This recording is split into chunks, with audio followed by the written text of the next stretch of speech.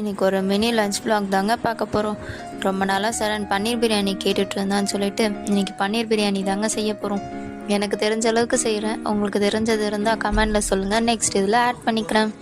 First எண்ணெய் கீலாம் ஊற்றி தாளிப்புக்கு தேவையான பட்டை லவங்கம் எல்லாமே போட்டு ஆனியன் போட்டு ப்ரௌனிஷ் ஆகிற வரையும் வெயிட் பண்ணாங்க.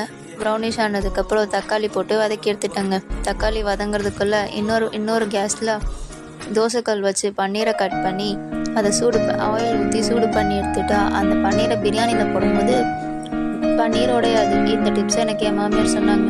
முடிஞ்சால் நீங்களும் ட்ரை பண்ணி பாருங்கள். யூஸ்ஃபுல்லாக இருந்தால் கமெண்டில் சொல்லுங்கள். அதுக்கப்புறம் ஸ்பைசஸ் எல்லாமே ஆட் பண்ணி புதினாலாம் ஆட் பண்ணி தேவையான அளவு தண்ணி ஊற்றி கொதி வர வரையும் வெயிட் பண்ணியாச்சுங்க. கொதி வந்ததுக்கப்புறம் சைடிஷ்காக சைடில் வந்து எக் பாயில் பண்ணி வச்சிட்டேங்க. தென் எக் பாயில் ஆகிறதுக்குள்ள பிரியாணியும் ரெடி ஆகிடுச்சு. கொத்தமல்லி போட்டு இறக்கிட்டேன். இப்படி தாங்க இருந்துச்சு. நான் சரணுக்காக இந்த ஷர்ட் எடுத்திருக்கேன். எப்படி இருக்குன்னு கமெண்டில் சொல்லுங்கள். அடுத்து